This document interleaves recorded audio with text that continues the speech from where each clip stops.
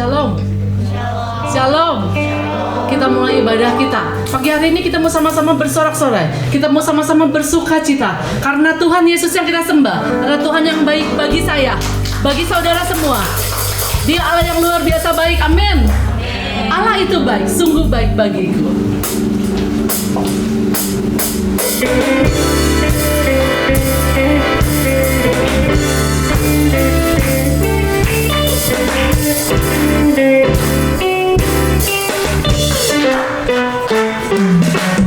Allah itu baik, sungguh baik bagiku. Ditunjukkannya kasih setianya.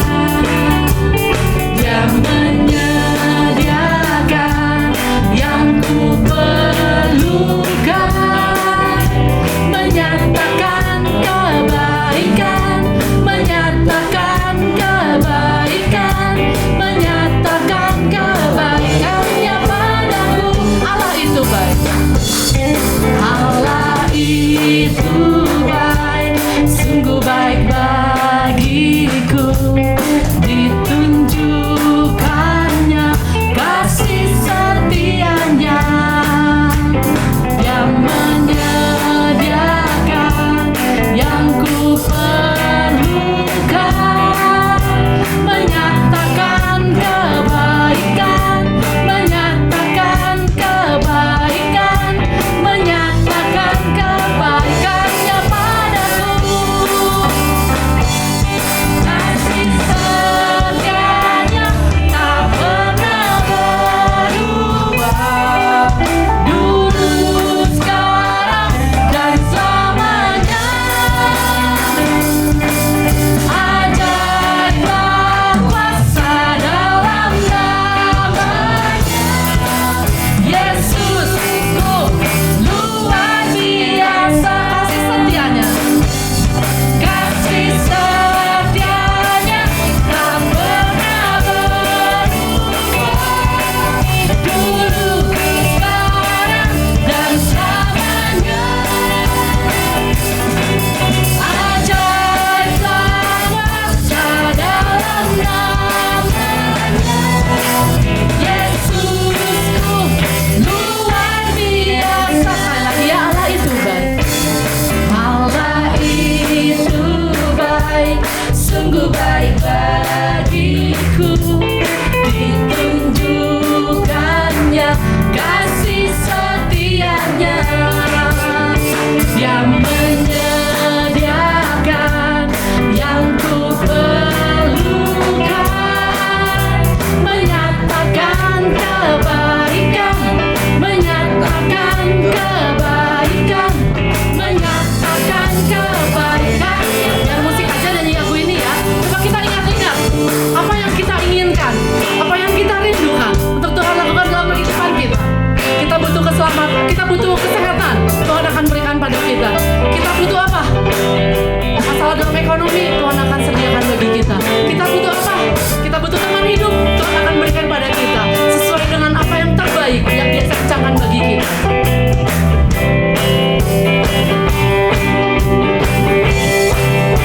Bersama-sama kita mau bangkit berdiri, karena kasih setianya tidak pernah berubah, dahulu, sekarang, sampai selama-lamanya. Kasih setianya tak pernah berubah, dulu, sekarang, dan selamanya. Ajaiblah kuasa dalam namanya. Yesusku luar biasa, Yesusku luar biasa, Yesusku luar biasa, Yesusku luar biasa, Yesusku luar biasa. Amin. Yesus kita luar biasa. Beri tepuk tangan sorak-sorai yang terbaik hanya bagi Yesus Kristus. Amin. Mari kita mau datang kepada Dia. Kita mau sembah Dia. Dia Allah yang teramat baik dalam kehidupan kita. Karena itu hanya Dialah Allah yang layak menerima segala hormat, pujian, kemuliaan,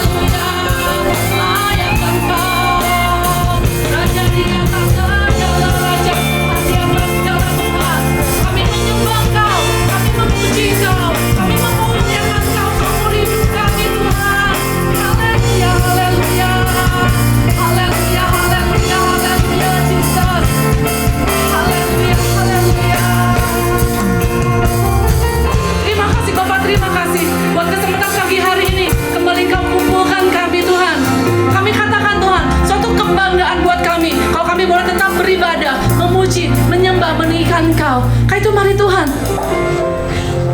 pagi hari ini kami bawa hati kami bawa hidup kami kepadamu. Biarlah hanya Engkau Tuhan yang ditinggikan dalam kehidupan kami. Biarlah Engkau yang senantiasa menjadi Tuhan dan Allah dalam kehidupan kami. Biarlah Engkau senantiasa yang menjadi segalanya dalam kehidupan kami. Ini yang menjadi kerinduan kami Tuhan. Kami boleh semakin mengasihi Tuhan. Kami boleh semakin mengenal Engkau dalam setiap hidup kami. Karena kami punya Allah yang begitu luar biasa baik. Kami katakan Tuhan pada pagi hari ini, Engkau baik, Engkau teramat sangat baik, Engkau baik Tuhan. Mari jemaat sama-sama kita katakan, Tuhan Yesus baik, Tuhan Yesus baik. Sama-sama kita katakan, Tuhan Yesus baik, Tuhan Yesus baik. Terima kasih Bapa, tiada Allah yang seperti Engkau. Hanya Engkau satu-satunya Allah yang luar biasa baik dalam kehidupan kami. Terima kasih, kami siap untuk memuji Tuhan, kami siap untuk menyembah Tuhan.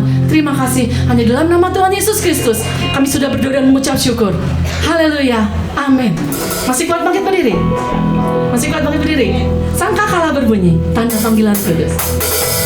Pada waktu setiap umat Tuhan datang kepada Dia, merendahkan diri, mencari wajahnya, maka kita percaya bahwa Allah akan datang dan melawat setiap umat. Sangkakala berbunyi, tanda panggilan kudus. Dari seluruh bumi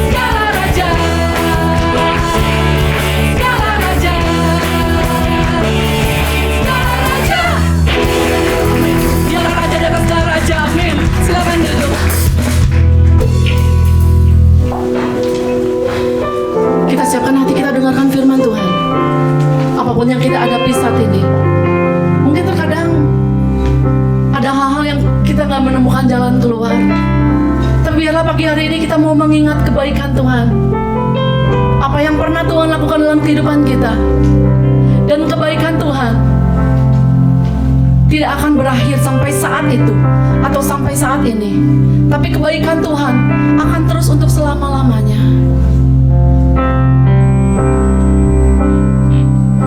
Selidiki aku, lihat hatiku, apakah ku sungguh mengasihimu, Yesus, Kau yang Maha Tahu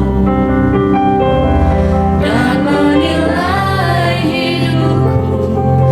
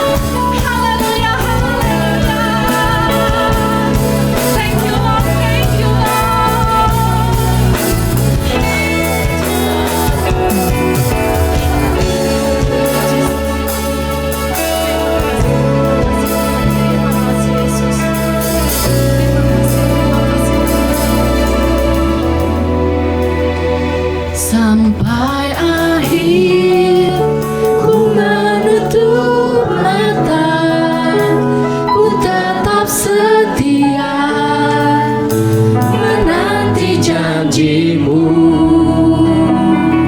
sampai ku dapatkan mahkota kehidupanku. Ku tetap setia untuk melayanimu sampai akhir. Sampai akhir Ku menutup mata, kami tetap setia menanti janjimu, sampai ku dapatkan mahkota kehidupanku. Ku tetap setia untuk melayanimu, kami tetap setia. Ku tetap setia,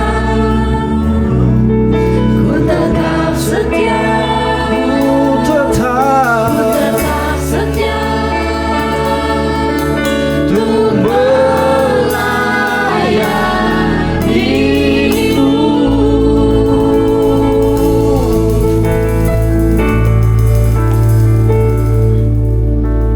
Sampai satu kerinduan kami ya Tuhan, sampai akhir hidup kami tetap melayani Tuhan, mengiring Tuhan dengan segenap hidup kami, dengan segenap kekuatan kami, dengan seluruh kemampuan kami.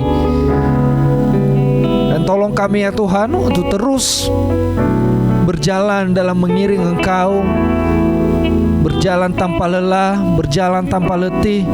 Dan Engkau memberikan kami kekuatan, dan Engkau memberikan kami pengharapan, sehingga kami terus melihat pertolongan demi pertolongan dan kekuatan yang selalu baru daripada Tuhan. Terima kasih Tuhan, pada pagi hari ini kami siap mendengarkan kebenaran firman Tuhan melalui hamba-Mu Pastor Andri yang akan menyampaikan isi hati-Mu bagi kami semua. Kiranya Tuhan yang dapat menolong kami, dapat memahami, Roh Kudus bekerja dalam hidup kami, sehingga kami dapat mengerti apa isi hati-Mu pagi hari ini. Dan Engkau juga urapi hamba-Mu secara khusus Tuhan, berikan pewahyuan, berikan intuisi yang baru kepada hamba-Mu, sehingga setiap kata demi kata kalimat yang disampaikan hamba-Mu bersumber daripada Tuhan dan menjadi rema dalam setiap kehidupan kami. Terima kasih Tuhan, kami mempersiapkan hidup dan seluruh kehidupan kami dan hati kami pagi hari ini untuk mendengarkan kebenaran dari firman-Mu pada pagi hari ini. Di dalam nama Tuhan Yesus Kristus, kami siap untuk mendengarkan kebenaran firman Tuhan pada pagi hari ini. Haleluya. Yang percaya sama-sama katakan amin. Silakan duduk Bapak Ibu. Puji Tuhan. Selamat pagi saudara sekalian. Bagi kita semua jemaat Tuhan yang hidup di akhir zaman, Tuhan memberikan begitu banyak tanda-tanda akhir zaman untuk bisa dipahami. Dan juga Tuhan memberikan kepada kita semua jemaat Tuhan di akhir zaman peringatan-peringatan Tuhan untuk bisa kita benar-benar pedulikan dalam hidup kita. Karena Tuhan mau supaya kita semua diselamatkan. Dan tidak ada seorang pun yang kehilangan keselamatan. Tidak ada seorang pun yang akan tertinggal ketika Tuhan Yesus datang nanti. Oleh sebab itu kita perlu sekali memperhatikan semua tanda-tanda akhir zaman dan semua peringatan-peringatan Tuhan untuk kita semua di akhir zaman. Mari kita buka 2 Timotius 3. 2 Timotius 3. 2 Timotius 3 ayat 1. 2 Timotius 3 ayat 1. Ketahuilah bahwa pada hari-hari terakhir akan datang masa yang sukar. Dikatakan oleh firman Tuhan di sini, peringatan di akhir zaman adalah pada hari-hari terakhir akan datang masa yang sukar. Kita saat ini sedang menghadapi masa yang sukar karena pandemi COVID-19 yang dampaknya kemana-mana. Dampaknya ke hal ekonomi, dampaknya ke hal bisnis, dampaknya bahkan dimanfaatkan menjelang pemilihan umum, dimanfaatkan secara politis. Dampaknya kemana-mana, luar biasa. Bahkan masalah yang satu belum selesai, masalah yang lain sudah mulai kelihatan, mulai tampil. Pada hari-hari terakhir di akhir zaman ada satu tanda. Tanda yang dikatakan pada 2 Timotius 3 ayat 1, yaitu akan datang masa yang sukar. Satu masa yang sukar. Di New International Version dikatakan terrible times, yaitu masa yang buruk sekali. Bahkan masa yang sangat mengerikan. Kalau kita sudah merasakan bahwa hari ini adalah masa yang sukar dan mulai buruk dan mulai mengerikan, maka nanti akan lebih lagi menjadi jauh lebih buruk dan mengerikan. Pertanyaannya sekarang, mengapa? Mengapa terjadi masa-masa seperti itu? Apa penyebabnya? Kalau kita baca di sini, ketahuilah bahwa pada hari-hari terakhir akan datang masa yang sukar. Maka kita lanjutkan sekarang 2 Timotius 3 ayat 2 sampai 5. 2 Timotius 3 ayat 2 sampai 5. Manusia akan mencintai dirinya sendiri dan menjadi hamba uang. Mereka akan membual dan menyombongkan diri. Mereka akan menjadi pemfitnah. Mereka akan berontak terhadap orang tua dan tidak tahu berterima kasih. Tidak mempedulikan agama. Tidak tahu mengasihi. Tidak mau berdamai. Suka menjelekkan orang. Tidak dapat mengekang diri. Garang, tidak suka yang baik. Suka mengkhianat. Tidak berpikir panjang. Berlagak tahu. Lebih menuruti hawa nafsu daripada menuruti Allah. Secara lahiriah mereka menjalankan ibadah mereka, tetapi pada hakikatnya mereka memungkiri kekuatannya. Jauhilah mereka itu. Ayat 1 tadi, ketahuilah bahwa pada hari-hari terakhir akan datang masa yang sukar. Ternyata ayat 2 tidak disambung dengan karena adanya COVID-19. Atau karena adanya bencana alam. Atau karena adanya perang yang hebat. Atau karena adanya meteor yang jatuh ke muka bumi dan sebagainya. Tidak. Tapi ternyata disambung dengan manusia akan mencintai dirinya sendiri dan menjadi hamba uang. Mereka akan membual dan menyombongkan diri dan seterusnya. Tadi sudah dibacakan. Ternyata masa yang sukar tadi, masa yang buruk sekali, masa yang sangat mengerikan itu, datangnya penyebabnya adalah manusia. Apa sebabnya? Karena manusia telah menjadi makhluk yang sangat jauh dari apa yang semula Allah harapkan. Allah tidak mengharapkan Adam dan Hawa menjadi manusia seperti yang dikatakan dari ayat 2 sampai ayat 5 tadi. Tidak. Manusia telah menjadi makhluk yang sangat jauh dari apa yang Allah harapkan karena dosa, itu kita tahu. Dan kata-kata terakhir pada ayat 5 mengatakan begini. Jauhilah mereka itu. Sukar atau mudah? Mudah, saya beritahu pada saudara. Jauhilah mereka itu, mudah. Saudara tidak perlu bergaul dengan orang-orang seperti yang dikatakan ayat 2 sampai 5. Tahu orang-orangnya seperti itu? Dikatakan pada ayat 5 bagian akhir. Di sana, jauhilah mereka. Saudara menjauh dari mereka. Selesai sudah. Tapi ini bukan hanya tentang manusia lain. Bukan tentang manusia-manusia dunia di sekeliling kita. Bukan tentang relasi kita, kawan kita, keluarga kita, saudara kita. Dan bukan. Tapi ini tentang kita. Ini tentang manusia yang adalah umat Tuhan. Tanda-tanda akhir zaman ini adalah akan datang masa yang sukar, masa yang buruk sekali, masa yang sangat mengerikan karena manusia, baik manusia dunia maupun manusia umat Tuhan, tiba-tiba menjadi sulit. Ayat 5 bagian akhir. Jauhilah mereka itu.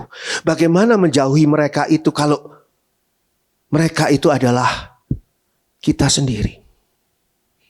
Seringkali ayat ini dibaca dengan cepat, dibaca dengan langsung seperti tadi sampai selesai pada ayat 5. Dan kita menganggap ini orang lain. Ini tentang orang lain yang begini, orang lain yang dikatakan di sana pada ayat 2 sampai orang lain yang menjadi makhluk yang sangat jauh dari apa yang Allah harapkan.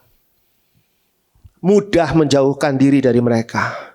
Tapi yang sulit adalah menjauhkan diri dari diri kita sendiri kalau ternyata kitalah makhluk itu. Kitalah manusia itu. Kuasa kegelapan bekerja dengan luar biasa di akhir zaman. Saya tidak pernah bosan mengingatkan kita semua, hati-hati dengan kuasa kegelapan. Karena kuasa kegelapan itu bukan seperti iblis yang tampil mengerikan, atau setan-setan yang tampil dengan membuat kita takut, bukan. Kuasa kegelapan itu begitu halusnya, begitu dengan tiba-tiba kita tidak sadari sudah mempengaruhi bahkan menguasai perasaan dan pikiran kita. Kuasa kegelapan akan membuat kita menjadi seperti yang ditulis pada ayat 2 sampai dengan ayat 5. Kalau biasanya ayat-ayat ini dibaca dengan cepat, hari ini saya ingin mengajak kita semua untuk memperhatikannya dengan teliti. Sambil kita memeriksa diri kita sendiri, mengintrospeksi diri kita sendiri, mengevaluasi diri kita sendiri. Saya malah memberi saran kepada kita semua, kalau mau, tulis semua apa yang nanti saya sudah uraikan, nanti akan saya uraikan. Atau ayat 2 sampai dengan ayat 5 ini tulis di kertas. Tulis di kertas. Di sisi yang kiri, tulis semuanya. Bahwa mereka akan menjadi seperti ini, seperti ini, seperti ini, seperti ini. Lalu di sisi sebelahnya tulis tanggal. Tanggal sekarang tanggal berapa? 22. Tulis tanggal 22. Tulis tanggal berikutnya 23. Tanggal 24. Lalu setiap malam saudara isi di situ. Apakah tanggal 22 ini saya sudah menjadi salah satu dari ini, dari daftar ini? Nanti daftarnya kita buat. Kita bisa buat sendiri. Apakah saya sudah menjadi, dikatakan di sini pada ayat 2 bagian awal pertama, manusia akan mencintai dirinya sendiri. Egois. Apakah saya sudah menjadi orang egois pada hari ini? Kalau iya, contreng. Kalau enggak, silang, tidak ada. Lalu besok saudara cek kembali, apakah hari ini saya sudah menjadi orang egois? Sehingga nanti saudara lihat, harusnya contrengan itu makin lama makin habis. Itu namanya saudara berubah dan keluar dari pengaruh dan kuasa kegelapan yang menguasai pikiran dan hati saudara. Jangan saudara beranggapan bahwa karena saudara rajin ke gereja, rajin ibadah di rumah, rajin baca Alkitab, rajin mendengarkan firman Tuhan, rajin melakukan firman Tuhan, lalu saudara tidak dipengaruhi dan tidak berusaha dikuasai oleh kuasa kegelapan. Jangan pernah mengira itu. Itu justru titik lemah kita. Kalau kita mengira setan iblis sudah sangat takut pada kita, sehingga setan iblis tidak akan mengirimkan kuasa kegelapan kepada saudara dan saya. Saudara dan saya mengalami pembodohan oleh kuasa kegelapan. Setiap saat kita mengalami serangan kuasa kegelapan itu. Kuasa kegelapan akan membuat kita menjadi apa? Tadi sudah disebutkan, egois. Egois itu berarti mementingkan diri kita sendiri. Dan kita tidak peduli kepada orang lain. Termasuk kepada orang-orang yang sebetulnya harusnya kita sangat cintai. Entahkah itu pasangan kita, atau anak kita, atau orang tua kita. Kita menjadi orang yang egois. Orang yang mementingkan diri sendiri. Dan ketika kita menjadi orang egois, kalau saudara mau mengamati evaluasi diri sendiri, maka saudara akan melihat bahwa saat itu saudara tidak sedang memikirkan orang lain. Saudara tidak sedang peduli pada orang lain. Nanti hal egois ini akan diuraikan lebih lanjut pada ayat 2 selanjutnya. Karena egois ini, ego kita itu seringkali tampil dengan wajar.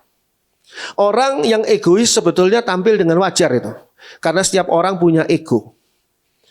Tapi menjadi tidak wajar ketika kita diperhadapkan dengan firman Tuhan.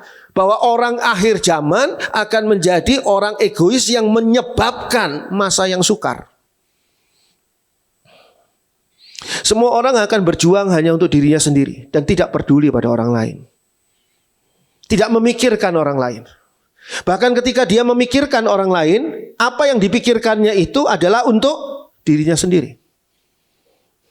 Mengapa ingin pembantu di rumah katakanlah yang sedang sakit, kita ingin dia cepat sembuh supaya dia bisa membantu kita. Jadi bukan supaya dia sembuh, bukan. Sebetulnya nanti hasil akhirnya adalah supaya saya nggak usah lagi mengerjakan kerjaannya dia yang saat ini sedang sakit. Jadi balik-baliknya muternya lagi ke egonya sendiri. Nggak ada yang murni benar-benar. Saya memberi persembahan kepada Tuhan supaya apa? Supaya Tuhan memberkati saya. Saya akan kecewa berat kalau saya memberi persembahan pada Tuhan dan Tuhan tidak memberkati saya. Akhirnya muternya kembali kepada ego. Dan itu adalah kerja kuasa kegelapan yang luar biasa. Apalagi kalau saudara sakit. Ketika saudara sakit, seringkali ya, ego kita pada waktu kita sakit seringkali luar biasa hebatnya. Sehingga kita mengharapkan semua orang peduli sama saya. Karena saya sakit. Masa kalian tuh cuek terhadap penyakit saya sih? Saya sakit loh ini. Itu bagian dari ego kita. Wajar nggak? Wajar sebetulnya. Tapi hati-hati. Itu tanda dari manusia yang akan mendatangkan masa yang sukar. Dari ego itu akan muncul banyak hal yang buruk terjadi dalam kehidupan kita. Saudara tidak sedang hidup sendirian. Kita sedang hidup bersama dengan orang lain. Sehingga ego ini akan menjadi satu alat untuk berbenturan dengan ego orang lain. Saudara kira orang lain tidak punya ego? Punya. Punya. Pernah enggak saudara disusul secara kasar oleh orang yang antriannya nomornya lebih belakang dari saudara? Dia katakan, maaf ya Pak, maaf ya Bu, saya ini terburu-buru, anak saya sakit di rumah. Emangnya Bapak sama Ibu yang disusul nomornya ini, padahal dia harusnya, orang ini tadi harusnya ngantri di belakang, ini gak punya masalah? Punya juga. Makanya dia ngantri di depan, dia mungkin datang lebih pagi. Sebab apa? Sebab dia juga punya urusan. Tapi tiba-tiba orang di belakang ini ke depan, maaf ya Pak, oh, saya ego. Lalu saudara sebagai orang percaya, orang Kristen, saya orang Kristen. Ya, ini problem nih memang. Saya ini orang Kristen. Mari Bu, silakan. Biar saya tekan ego saya. Baik nggak? Baik. Saudara menjadi orang Kristen yang baik. Tapi saudara membiarkan tumbuhnya ego orang itu. Anak-anak yang biasanya mendapatkan nilai yang baik di sekolah dan pulang sekolah, dia akan berbicara sama ayah ibunya bahwa saya dapat nilai yang baik di sekolah. Lalu ayah ibunya, oh kamu anak yang hebat, kamu anak yang pintar, dan dia puji-puji. Suatu ketika dia nilainya turun sedikit, egonya tersinggung di situ. Sehingga dia kecewa berat ketika ada teguran atau ada peringatan dari orang tuanya dan sebagainya. Makanya nak, kamu tuh kalau sekolah online handphonenya jangan dipakai untuk main game. Jadi akibatnya kan begini nantinya, oh wah dan sebagainya, berontak dia. Padahal cuma nilai turun sedikit. Pak Andri, ini anak saya dapat nilai nomor 1 di sekolah. Dia paling pintar di anak sekolah ini. Tapi sekolahnya anak saya sekolah jelek Pak Andri. Tentu saja lawannya bodoh-bodoh. Dan anak saya jadi paling pintar di antara orang bodoh. Seandainya sekolahnya di sekolah yang sana, anaknya pintar-pintar, dan anak saya ini nomor 1 di sekolah sana, wah pasti lebih hebat lagi dong Pak Andri. Saya beritahukan, di atas langit selalu masih ada langit. Kalau anakmu sekolah di sana yang orang-orang pintar semua, dan anakmu juara di situ, di atas anakmu ada yang lebih juara lagi, lebih hebat lagi, yang bisa menyelesaikan perguruan tinggi pada usia 13 tahun dan sebagainya. Ada orang-orang seperti itu, dia lebih hebat daripada anakmu. Kapan kamu mau berhenti? Itu ego. Menyiksa betul. Ada rasa tidak pernah puas di dalam ego, sehingga dikatakan berikutnya, orang-orang ini mereka akan dikatakan di sana pada ayat 2 berikutnya, dan menjadi hamba uang. Apa istilah hamba uang? Hamba uang ini bukan orang yang memerlukan uang loh. Tapi orang yang diperhamba, dikuasai oleh uang. Orang ini mungkin jadi orang kaya. tapi dia dikuasai, diperhamba oleh uang. Saudara kalau beli barang di toko, barangnya sudah dibeli, tidak bisa dikembalikan kan? Ya itu wajar. Tapi uang yang sudah masuk kantong saya, tidak bisa keluar lagi. ini hamba uang, maunya itu dia terima. Memberi, nanti dulu. Enak saja memberi, saya carinya dengan susah payah loh. Kepala jadi kaki, kaki jadi kepala. Pas kaki jadi kepala, pas foto kurang bagus jadinya. Ini adalah hamba uang, dikuasai oleh uang. Apa yang di dalam pikirannya itu adalah selalu kondisi keuangannya. Saya pernah punya kenalan dulu, seorang yang bermain atau berbisnis nilai tukar uang, falas, valuta asing, dan saham. Dia bisa tidur hanya 1 hari bisa sampai 1,5 jam saja tidurnya. Karena dia harus bangun lagi dan dia harus memerhatikan berita dunia. Bagaimana ini ada saham yang turun, enggak nih saya harus jual atau beli sekarang atau dan sebagainya. Tiap detik itu artinya uang. Waktu adalah uang, benar-benar tiap detik itu adalah uang. Dia ceritakan pada saya, nih Dri, lihat. Kalau ini ya saya tidak beli nih, saya tidak akan dapat untung sekian ratus juta pada esok harinya. Esok harinya saya jual lagi. Jadi cepat sekali orang cari uang setengah mati, dia cari uangnya gampang sekali. Tapi apakah dengan gampang itu saya bilang kenapa kamu nggak kerja aja begini ya seminggu. Terus selama 3 bulan kamu istirahat, tidur santai di pantai. Ya kan? Kenapa? Sayang Pak Andri, peluangnya tiap hari ada terus. Saya pikir lu gila sendirian deh. Tapi memang jadi kaya orangnya. Kalau saya sebutin namanya, saudara mungkin tahu nanti. Tapi ya itu, bisa masuk tidak bisa keluar.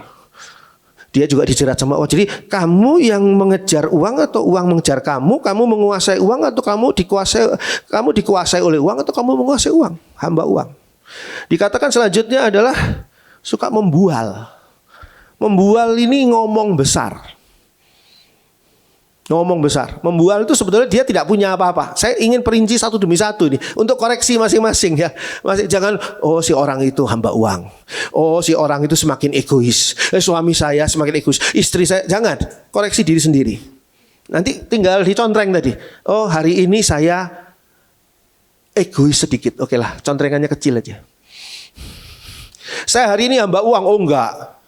Kemarin saya hamba uang, hari ini enggak misalnya. Nah sekarang berikutnya membual. Hari ini saudara membual enggak? Membual ini omong besar. Karena apa? Karena ingin meningkatkan ratingnya dia. Harga dirinya dia. Tapi sebetulnya tidak punya modal apa-apa. Jadi membual. Saya ini sedang mengerjakan sebuah proyek besar bla bla bla. Padahal enggak ada proyeknya.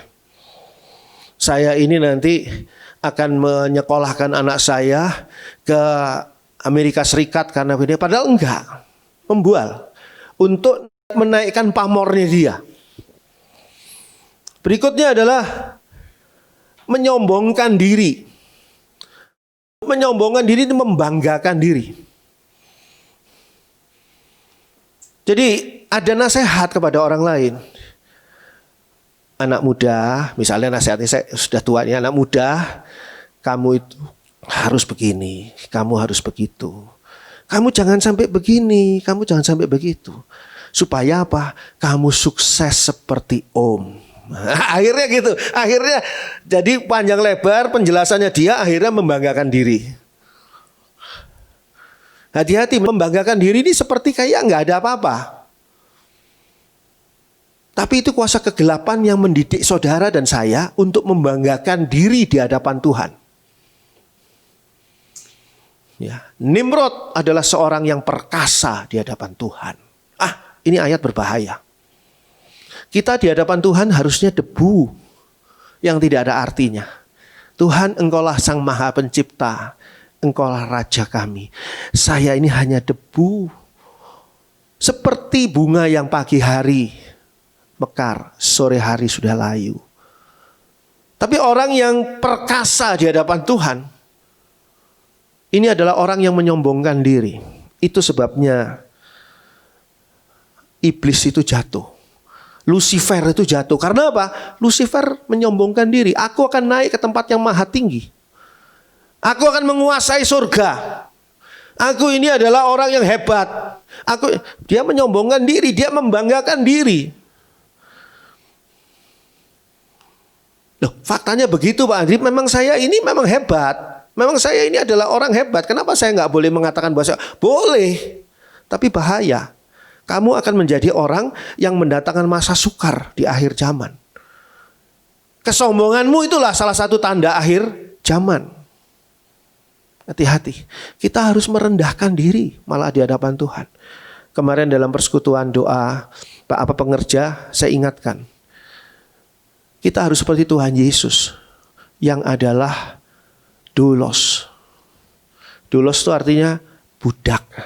Tuhan Yesus itu merendahkan diri.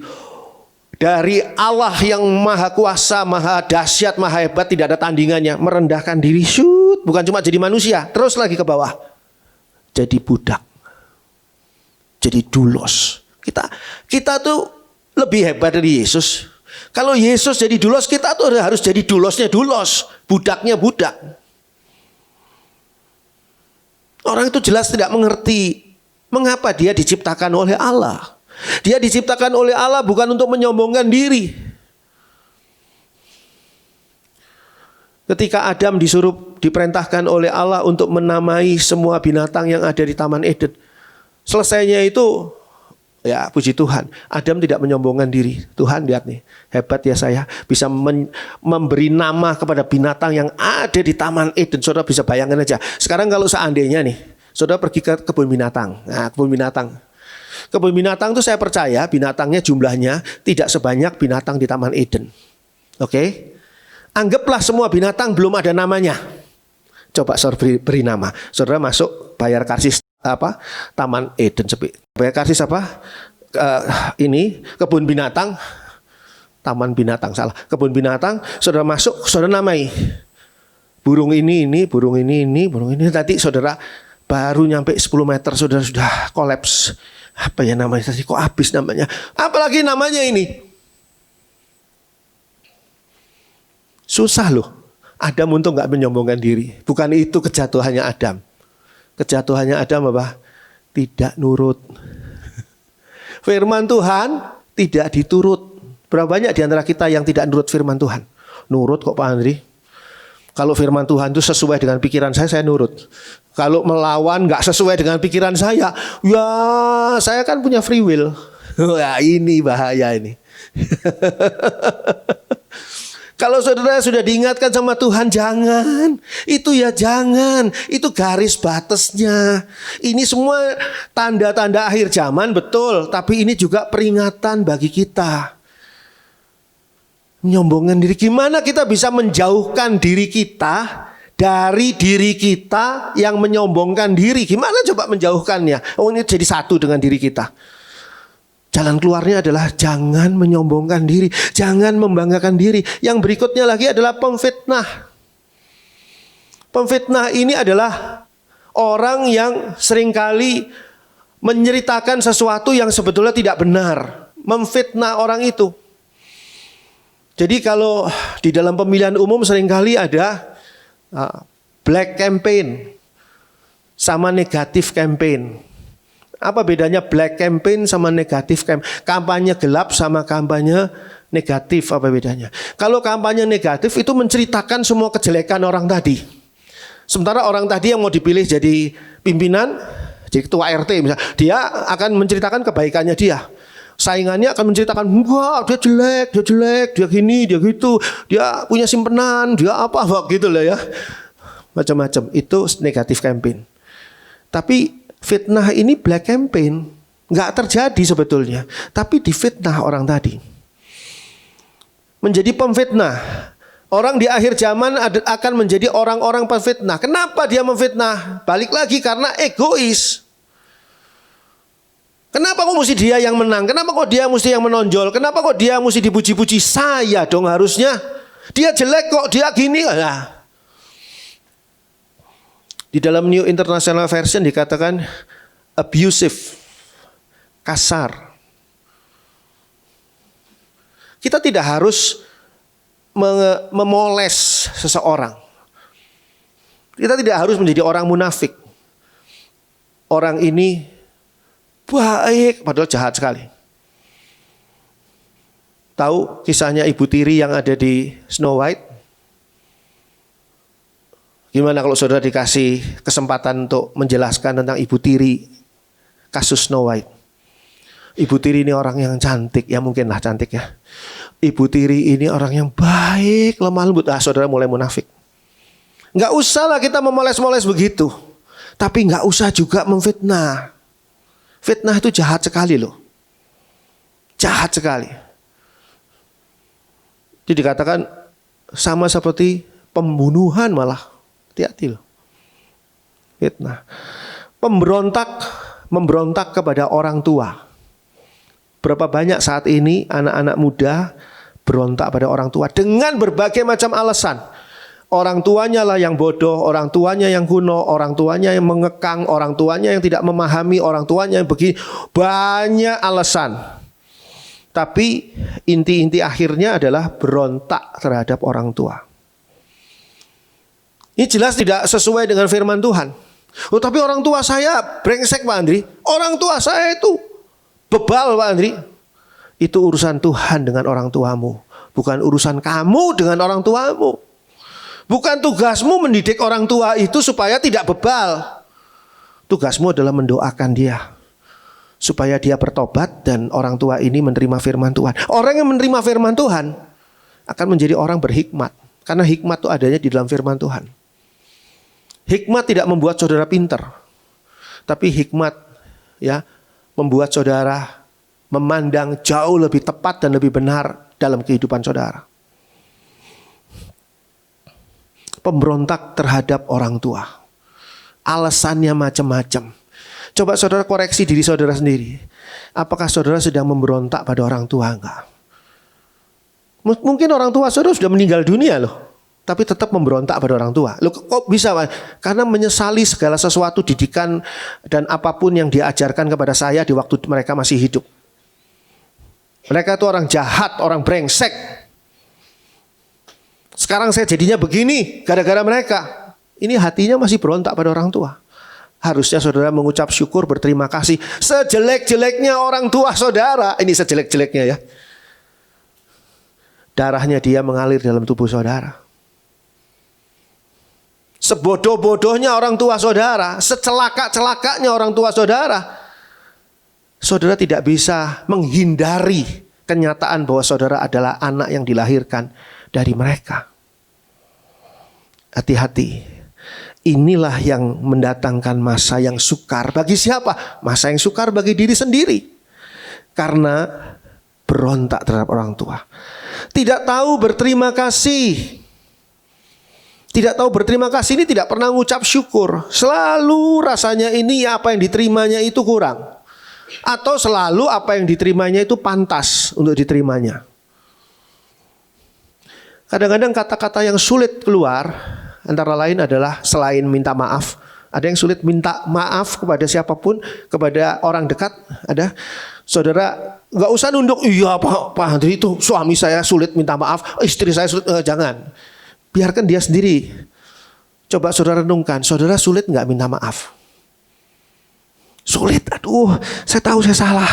Saya tahu. Tapi mau keluar maaf kok gengsi. Ini tuh bagian dari egois.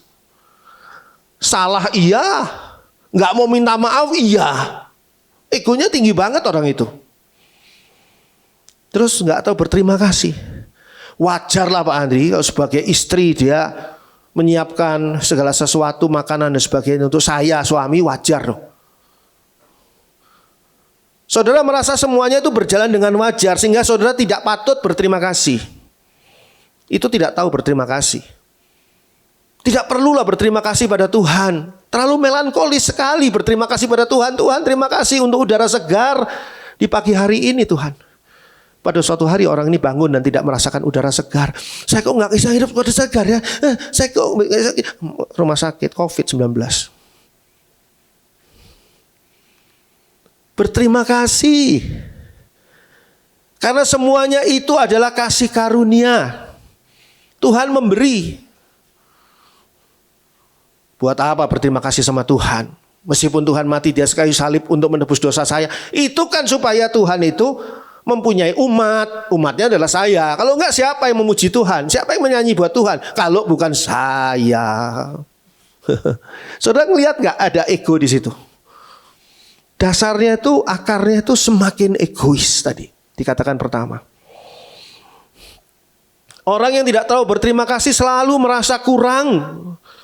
Selalu merasa buruk.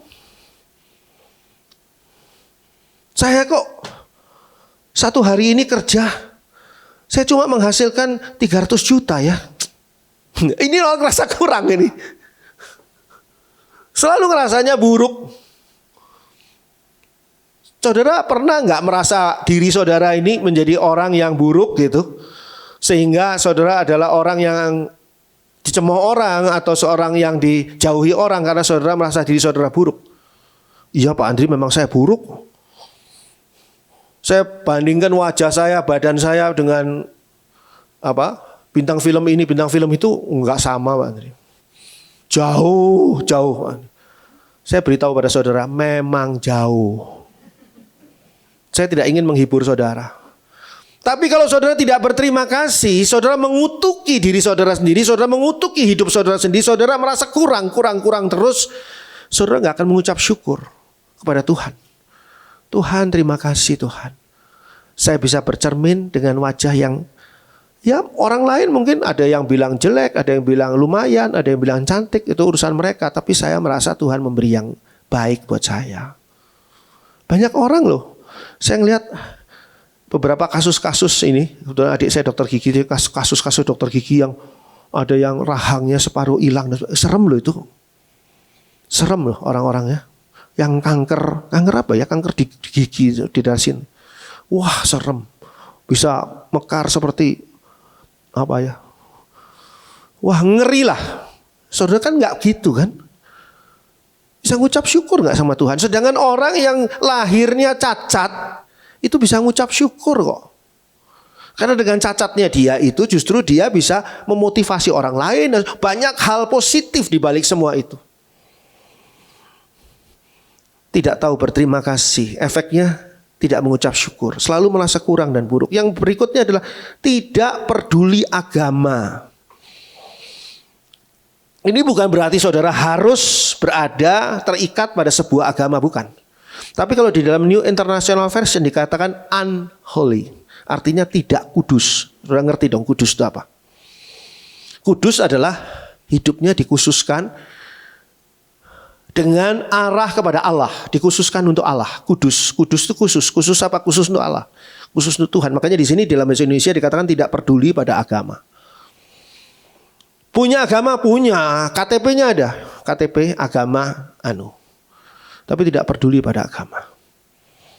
Dia tidak mencoba juga untuk mengetahui bagaimana iman di dalam agamanya. Kita nggak usah bicara agama lain, kita bicara kekristenan. Apakah saudara peduli dengan iman saudara atas kekristenan? Mengapa saudara beriman pada Kristus? Ini pertanyaan ini boleh saudara jawab dalam hati saudara sendiri. Pertanyaan saya adalah, mengapa saudara beriman pada Kristus? Ini bisa keluar di acara Ruang Kudus nanti. Jadi anak-anak yang akan ikut Ruang Kudus coba cari jawabannya. Kenapa ya saya beriman pada Tuhan Yesus? Kalau ditanyakan pada anak-anak kebaktian anak-anak kecil, ya mungkin jawabannya karena Tuhan Yesus baik. Oke, saya terima jawabannya. Papamu baik nggak? Baik, suka beliin es krim. Mamamu baik? Baik, suka masakin masakan kesukaan. Berarti papa mamamu adalah orang yang kemana kamu harus beriman. Beriman pada apa? Gurumu baik, tukang becak di depan baik. Berarti kita harus beriman pada mereka. Kok jadi kacau ya? Iman pada Tuhan Yesus, jadi kenapa saudara beriman pada Tuhan Yesus? Gak usah jawab sekarang. Ada waktunya saudara harus menjawab itu. Mungkin bukan saya yang nanya, tapi teman sekantor saudara yang nanya. Teman sekuliah saudara yang nanya. Kamu kenapa sih kamu beriman sama Tuhan Yesus? Gimana jawab saudara? Kalau saudara peduli kepada agama, saudara adalah orang-orang kudusnya Allah. orang-orang kudusnya Yesus, saudara segera pelajari firman Tuhan. Iya, ya kenapa saya beriman? Iman tuh emosi bukan? Saudara beriman tuh emosi bukan? Kalau saudara jawab iya, bahaya. Kadang-kadang emosi marah, emosi seneng, jadi ini terombang-ambing, kadang beriman, kadang emosi bukan? Ya. Iman itu logika bukan? Jadi kalau nggak masuk akal, sulit untuk beriman. Lazarus mati 4 hari dikubur, terus bisa bangkit, nggak masuk akal. Sulit, nggak usah dipercaya. Yunus di perut monster laut ikan besar itu 3 hari 3 malam masih hidup, nggak percaya. Udah nggak usah dipercaya. Kisah Yunus tuh mungkin ya dongeng buat anak-anak pada zaman itu. Tidak peduli pada agama. Ayat 3. Tidak tahu mengasihi. Saudara tahu mengasihi enggak? Setelah tahu mengasihi, apakah saudara hidup dalam mengasihi atau tidak? Apakah saudara hidup dalam mengasihi atau tidak? Pertanyaannya. Kalau saudara tidak tahu bagaimana mengoperasikan handphone saudara, maka saya rasa saudara percuma bawa handphone. Karena saudara tidak tahu cara mengoperasikannya. Percuma saudara membawa konsep kasih dalam hidup saudara kalau saudara tidak tahu tentang kasih. Saudara tidak mungkin bisa melakukannya. Saya ingin mengajak saudara beri tanda dulu 2 Timotius 3 ayat 2-5, kita kembali ke sana.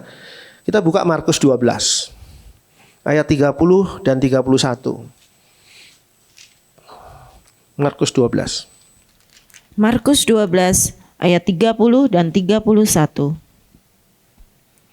Kasihilah Tuhan Allahmu dengan segenap hatimu dan dengan segenap jiwamu dan dengan segenap akal budimu dan dengan segenap kekuatanmu. Dan hukum yang kedua ialah kasihilah sesamamu manusia seperti dirimu sendiri.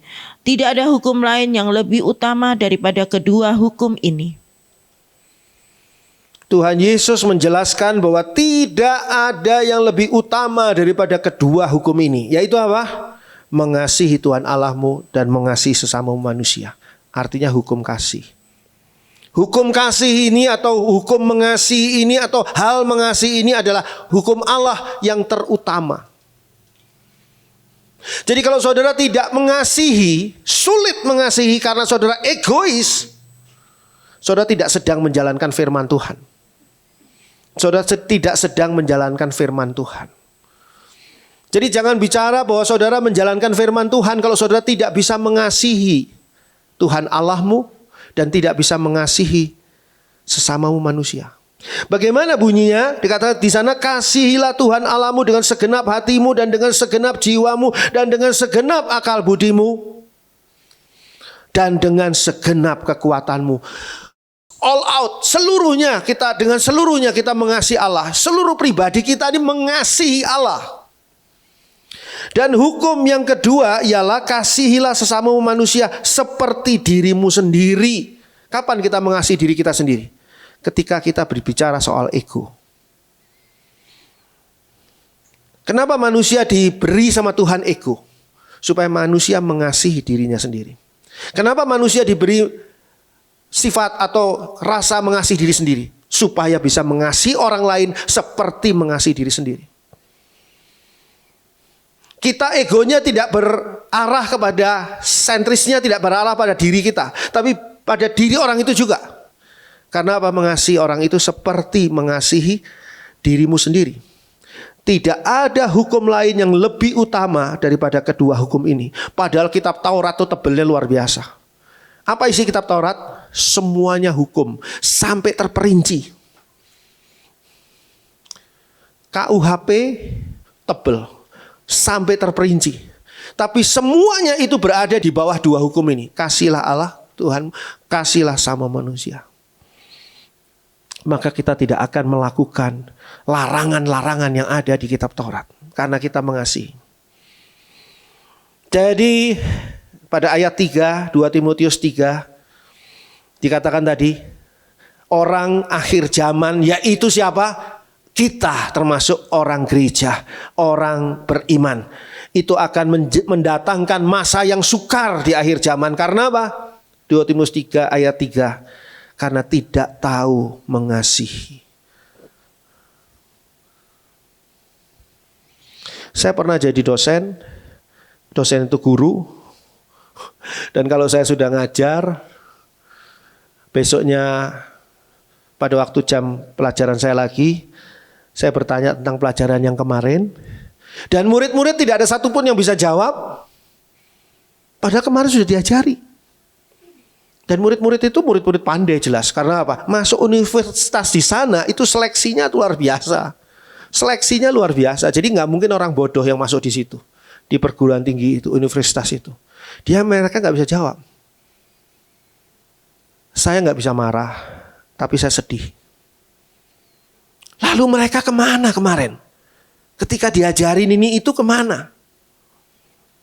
Saya sedih. Pertanyaannya sekarang, sudah berapa lama Tuhan mengajarkan hukum kasih atau hukum Tuhan? Paling tidak seumur saudara lah. Saudara umur berapa? 30 tahun, maka 30 tahun Allah mengajarkan hukum kasih kepada saudara. Kalau sampai pada hari ini saudara belum bisa mengasihi seperti yang dikatakan oleh hukum kasih, saya yakin Allah sedihnya luar biasa. Seolah-olah apa yang diajarkan di muka kelas, di depan saudara, itu sia-sia. Karena tidak ada hasilnya. Ayat 3, tidak mau berdamai. Apa artinya? Selalu memilih permusuhan. Diajak damai oleh lawan, enggak, saya akan perkarakan hal ini melalui jalur hukum. Ya itu memang benar dan itu haknya. Haknya memang memperkarakan. Tapi kalau sekarang saudara diajak berdamai, saudara memilih permusuhan. Kalau saudara memperkarakan perkara itu, bukannya saya anti hukum yang dilaksanakan di Indonesia, bukan. Tapi kalau saudara memperkarakan perkara itu, nanti di ujung akhirnya ada yang menang, ada yang kalah. Nggak mungkin dua-duanya menang. Saudara sudah menghancurkan perasaan orang lain yang sudah menyesal. Saya yang salah memang. Saya menyesal. Tolonglah perkara saya jangan dibawa ke jalur hukum. Nggak bisa. Kamu harus, kalau nggak ada kapoknya kamu. Loh saudara nggak pernah diangkat jadi gurunya dia loh. Saudara nggak pernah diangkat menjadi pendidiknya dia. Kenapa sekarang saudara mau menyiksa dia? Di dalam hukuman yang memang harus dia terima. Siapa yang tidak berdosa silakan angkat batu. Lemparlah lemparan pertama ke perempuan yang kedapatan berzina ini. Orang tuh suka sekali menghakimi. Itu sebabnya di sini tidak mau berdamai. Tidak mau berdamai. Dicari, diulik sampai akhirnya kamu salah. Kamu tidak salah di sini, salah. Oke, cari lagi. Kamu salahnya di sini. Habis kamu. Ini adalah orang-orang tidak mau berdamai. Milih permusuhan. Suka menjelekkan orang, ayat 3. Ini bagian dari lanjutan yang tadi. Suka menjelekkan orang. Jadi ada penghakiman. Siapa yang pernah mengangkat saudara menjadi penilai? Siapa yang pernah mengangkat saudara sebagai juri? Siapa? Sehingga saudara menjelekkan orang lain.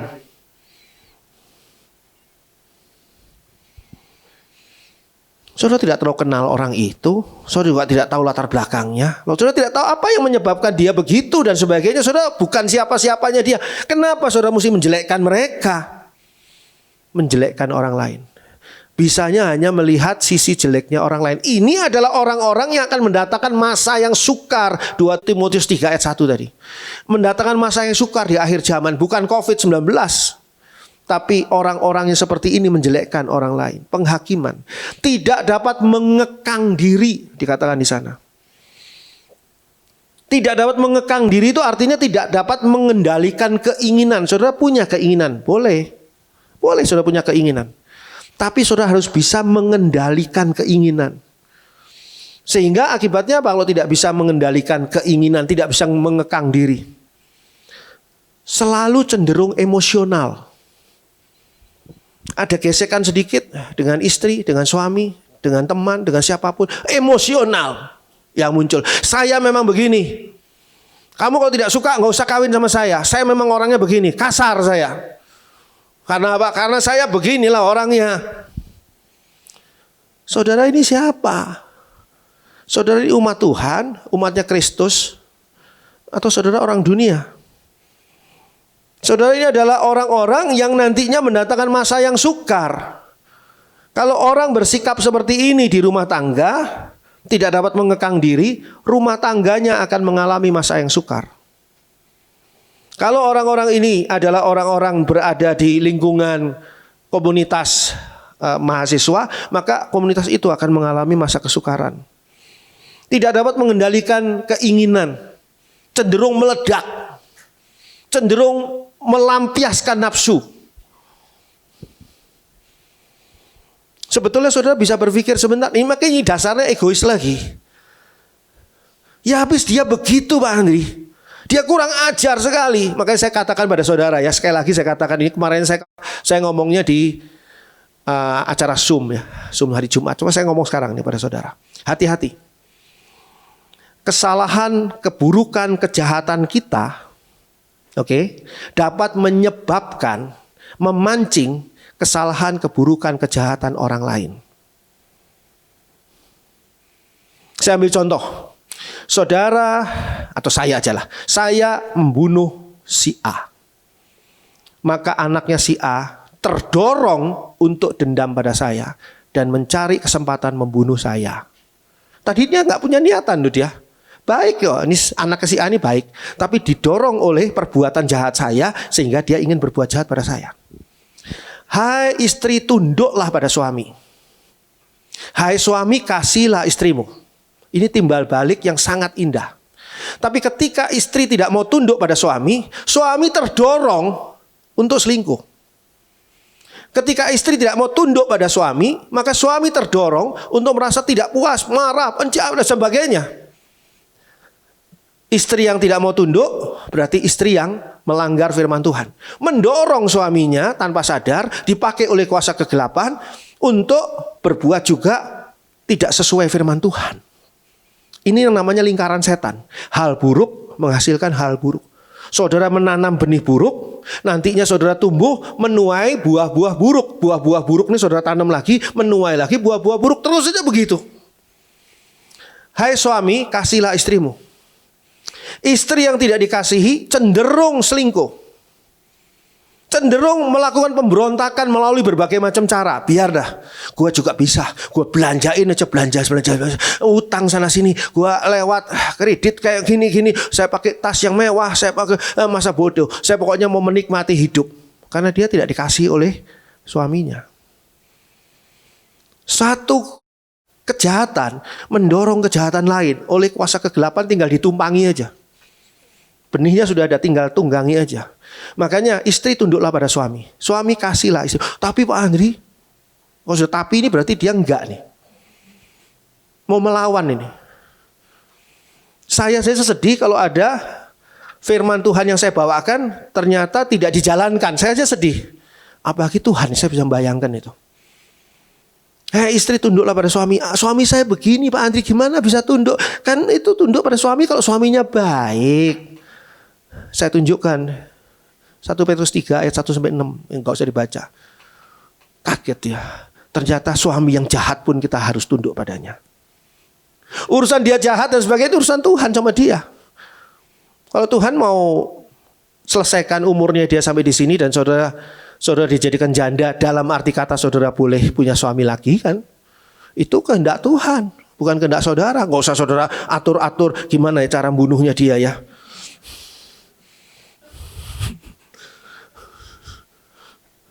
Gak usah saudara atur-atur. Nih kalau saudara lihat.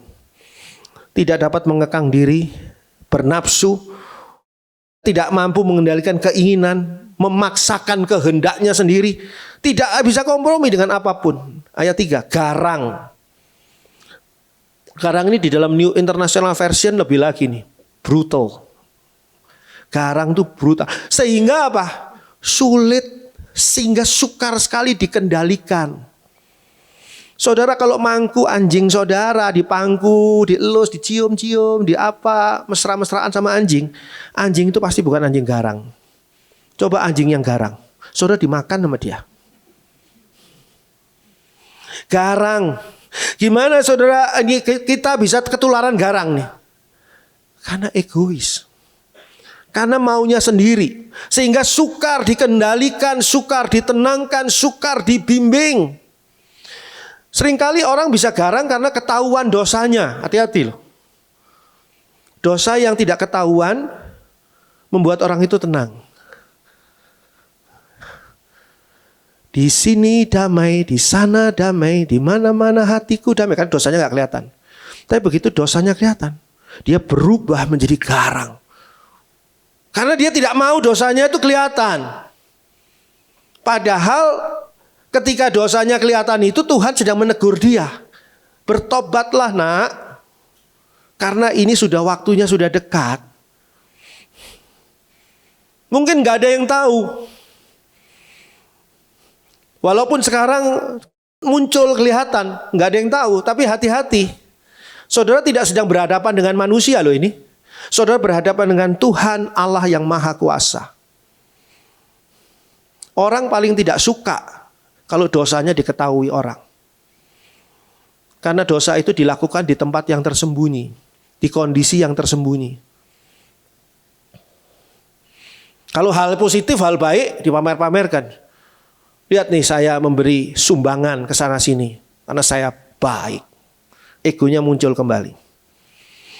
Garang ini sukar ditenangkan.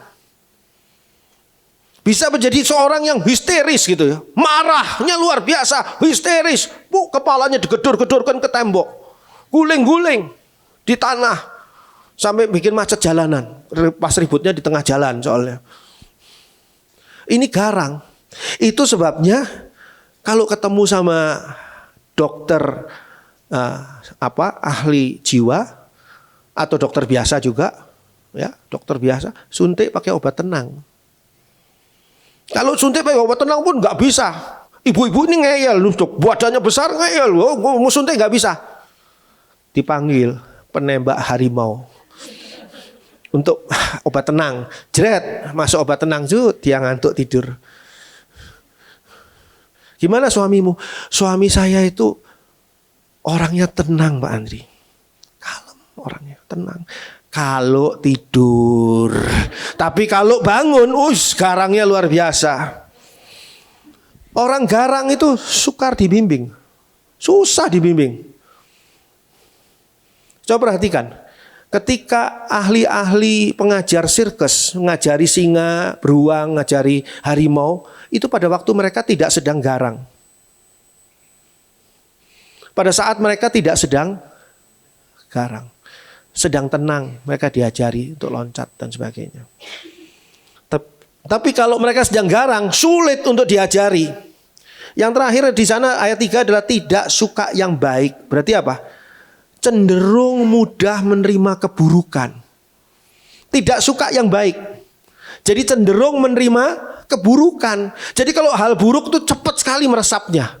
Ide-ide buruk cepat sekali meresapnya. Kalau diajari yang baik, belet, lama.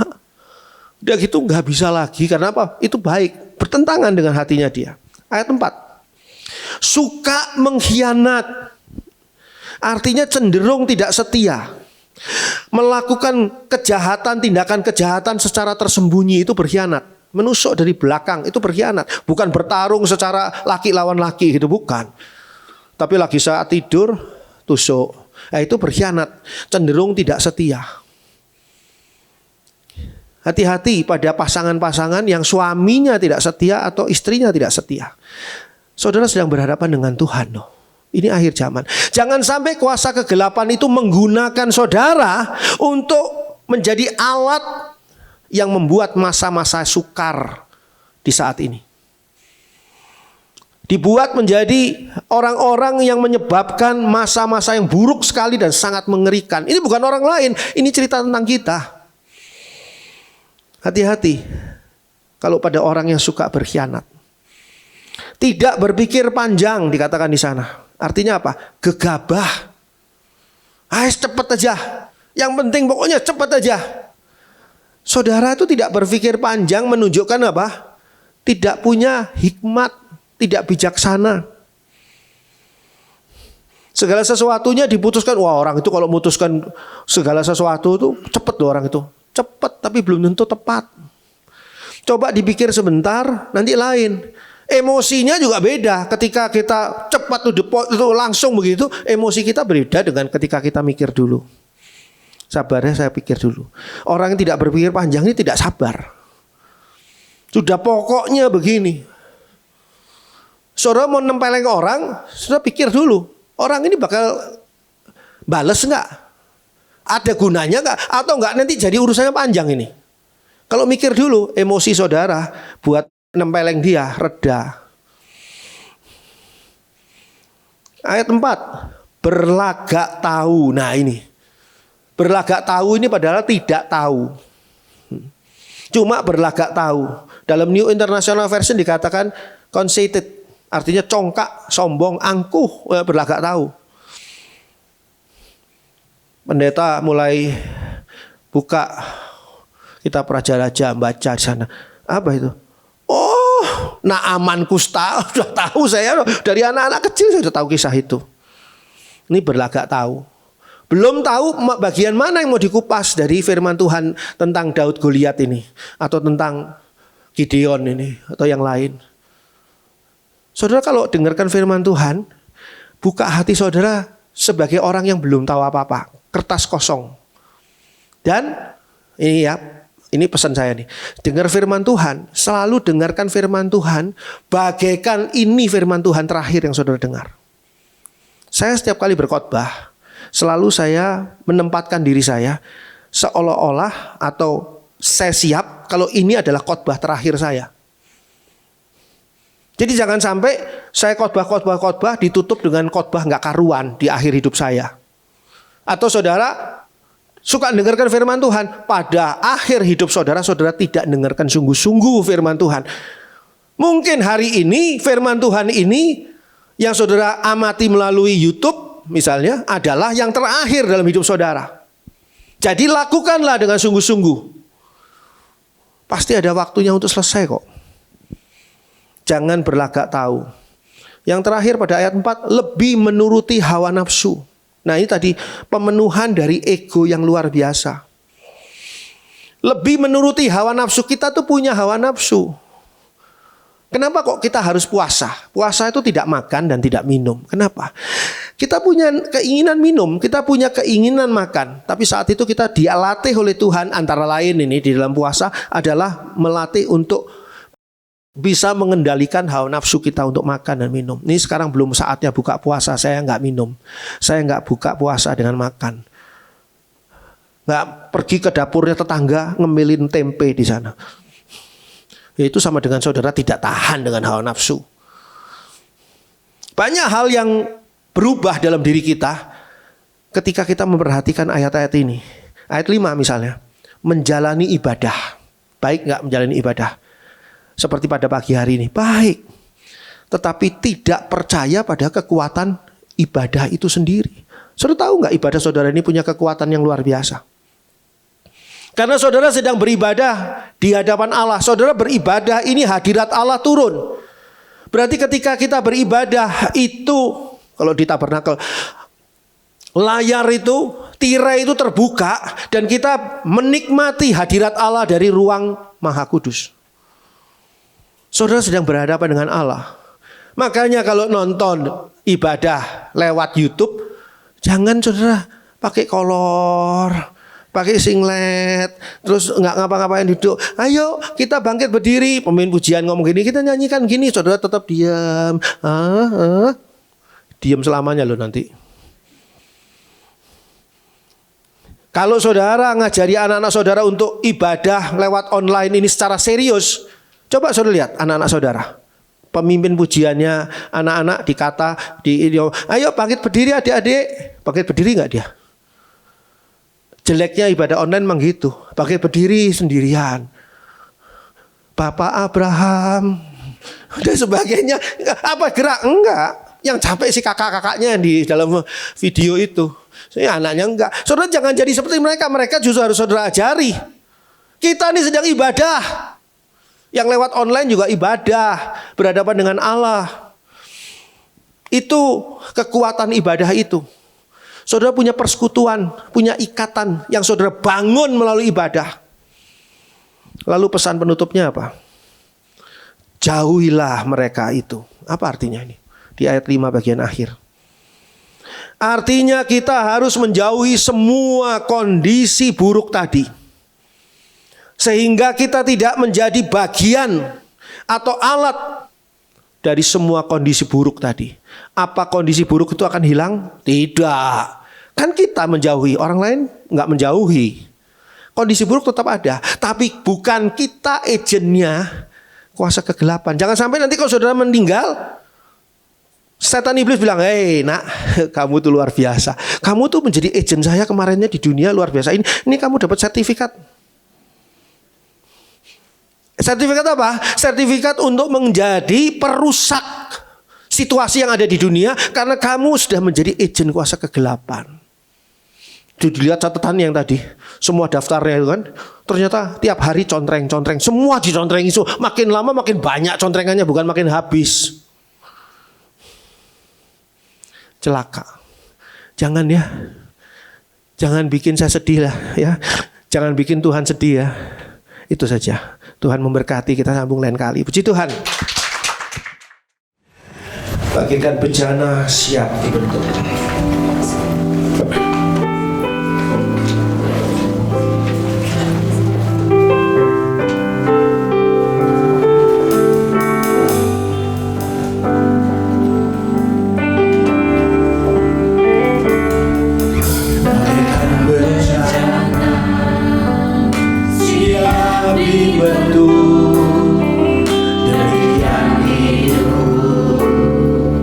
Di tanganmu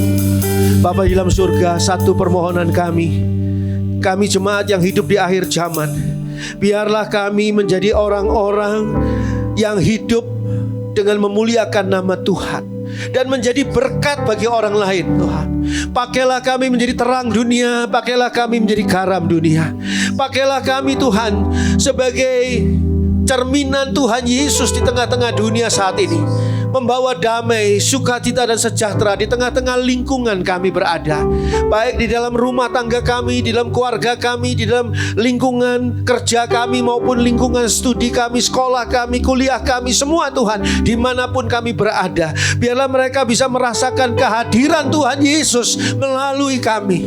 Tolong kami ya Bapa untuk bisa menguasai emosi dan menguasai egois kami sendiri. Tolong kami tuh Bapa di dalam surga untuk membawa ego kami, merendahkan ego kami di bawah tangan Tuhan.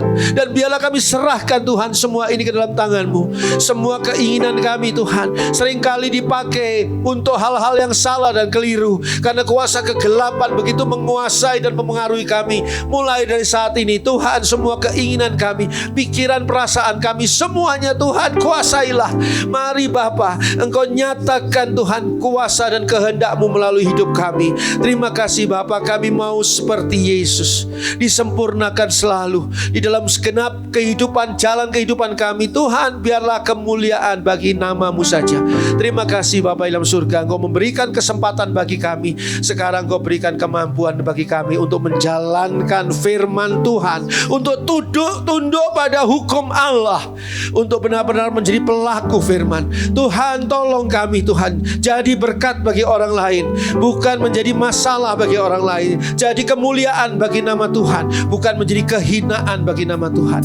Terima kasih Bapa. Tuhan, berkati mereka yang hari ini melayani Tuhan. Tuhan, berkati mereka yang hari ini hadir di dalam ibadah ini. Tuhan, berkati mereka yang hari ini mengikuti ibadah ini melalui online di YouTube. Tuhan, berkati, dan Tuhan jaminkan kami semua diangkat ke awan-awan ketika Tuhan Yesus kelak datang kembali. Tidak ada yang tertinggal Tuhan, baik itu kekasih-kekasih kami, semua orang-orang yang kami kasih, yang dekat dengan kami, semuanya akan dibawa naik ke sana. Tuhan, terima kasih Bapa dalam surga. Terpuji nama Allah di dalam kasih kemurahan Allah, dalam nama Tuhan Yesus Kristus. Haleluya, amin. Puji Tuhan. Silakan duduk.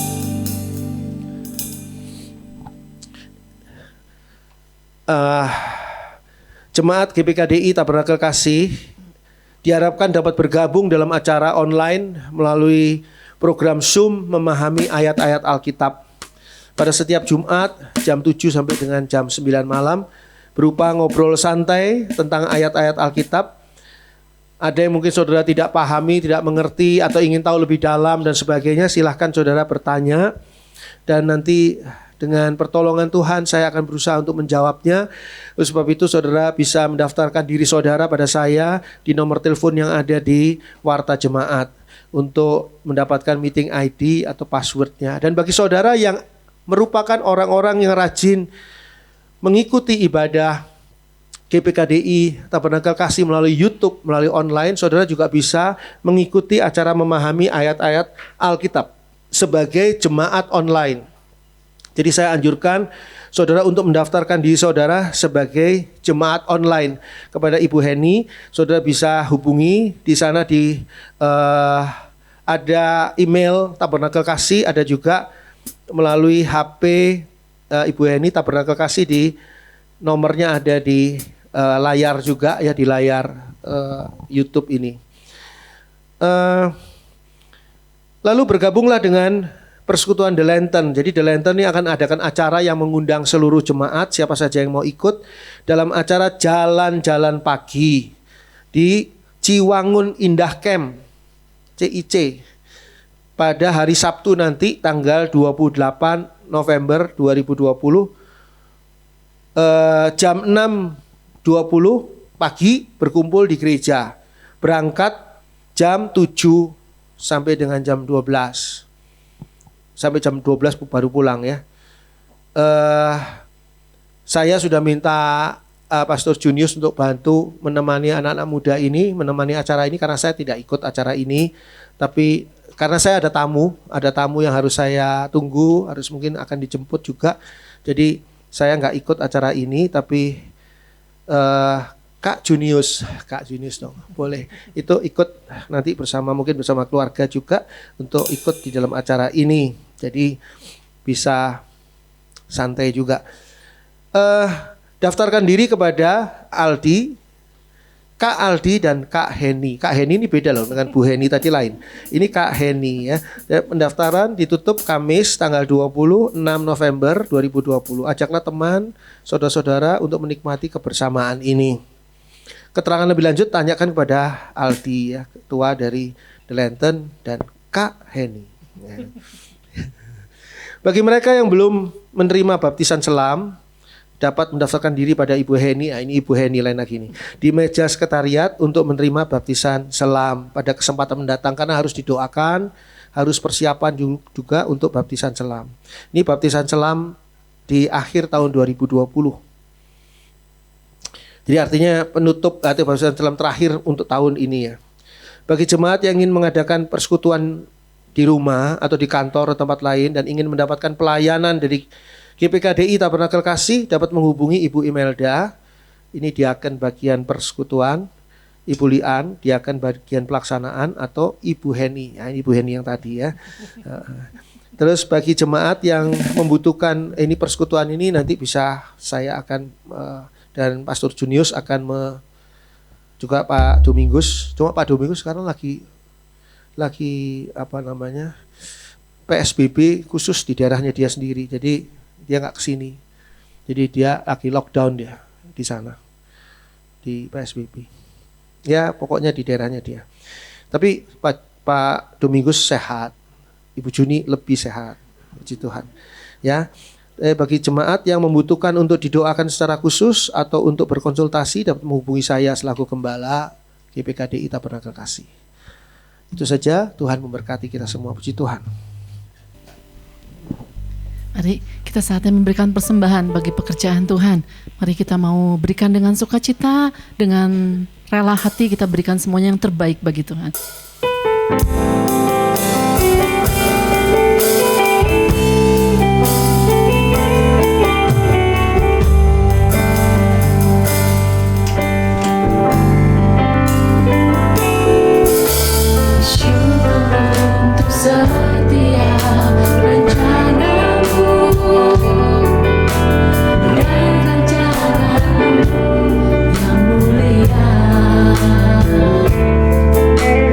Dalam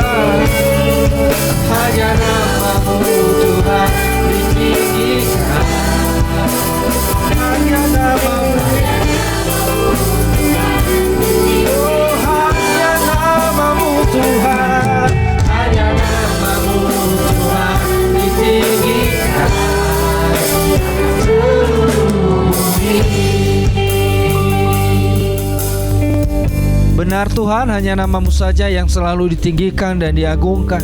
Terus kami berdoa buat bangsa dan negara kami Indonesia. Kami katakan, kami ucapkan damai buat negeri kami Indonesia, damai buat negara kami Indonesia. Engkau berkati bangsa ini menjadi bangsa yang penuh dengan kedamaian, yang dipenuhi dengan ketenangan ya Tuhan. Dijauhkan dari hiruk pikuk, dijauhkan dari segala kekacauan yang direncanakan oleh orang-orang yang jahat, yang mempunyai hati yang jahat untuk menghancurkan bangsa dan negara kami Indonesia. Engkau pimpin presiden kami Tuhan, Bapak Joko Widodo ya Tuhan, menjadi presiden kami untuk memimpin negara ini, dalam mengarahkan, dalam membimbing negara ini Tuhan semakin hari semakin baik, baik di dalam segala segi Tuhan, politik, ekonomi, hukum, dan dimanapun Tuhan di negara kami Indonesia. Kami percaya damai sejahtera Allah dan berkat-Mu buat bangsa dan negara kami dicurahkan senantiasa ya Bapa. Terima kasih Bapa, kami berdoa buat persembahan anak-anak Tuhan yang sudah dibawa di hadapan-Mu pada siang hari ini juga. Engkau berkati Tuhan, menjadi saluran berkat bagi seluruh kehidupan kami, menjadi saluran berkat di keluarga kami, di bisnis, di usaha, dimanapun di tempat kerja kami, ya apapun yang kami lakukan Engkau akan berkati ya Bapa, di dalam nama Tuhan Yesus Kristus.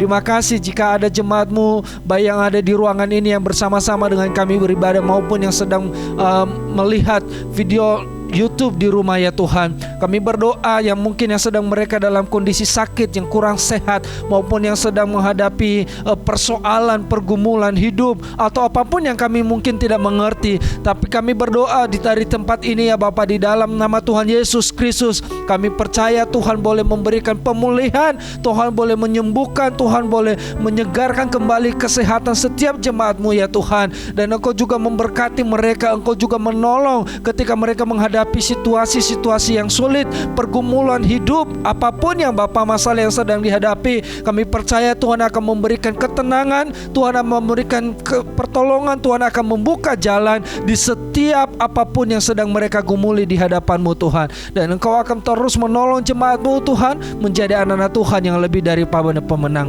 Terima kasih Tuhan, satu kerinduan kami yang terus kami mohon kepada-Mu Tuhan, tolong berikan kami perlindungan, proteksi setiap kami supaya kami tidak terpapar daripada virus corona ya Bapa, supaya kami tetap sehat senantiasa dan kami dapat terus kembali bertemu dengan keluarga kami, saudara-saudara seiman kami, dan saudara-saudara kami yang ada di gereja ini Tuhan, dengan penuh sukacita tanpa kekhawatiran dan ketakutan apapun.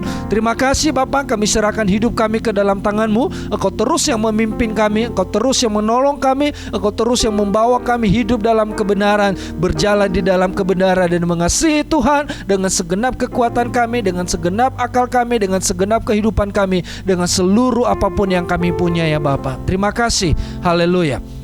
Bapak, Ibu, dan Saudara yang dikasihi dalam nama Tuhan Yesus Kristus, mari kita pulang dengan menerima berkat daripada Tuhan Yesus Kristus pada hari ini. Diberkatilah engkau ketika engkau masuk, diberkatilah engkau ketika engkau keluar. Apapun yang dikerjakan oleh tanganmu dibuat berhasil oleh Tuhan. Segala yang terbaik daripada Tuhan menjadi bagian daripada kehidupanmu. Engkau semakin naik dan bukan semakin turun, dan engkau menjadi kepala dan bukan menjadi ekor. Kasih, sukacita, damai sejahtera, dan persekutuan daripada Roh Kudus senantiasa menyertai dan menjadi bagian di setiap kehidupan kita. Di dalam nama Tuhan Yesus Kristus kami berdoa dan mengucap syukur buat ibadah hari ini. Haleluya, haleluya.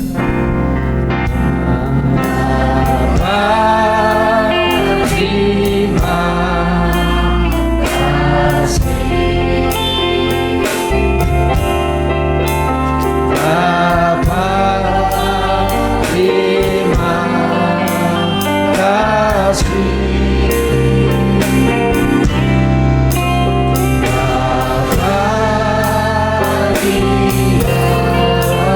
surga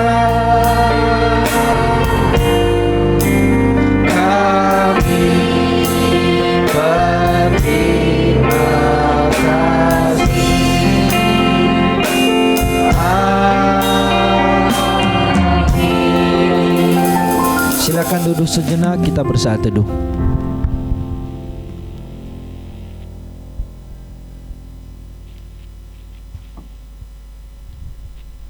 Selamat pagi, Tuhan Yesus memberkati kita semua.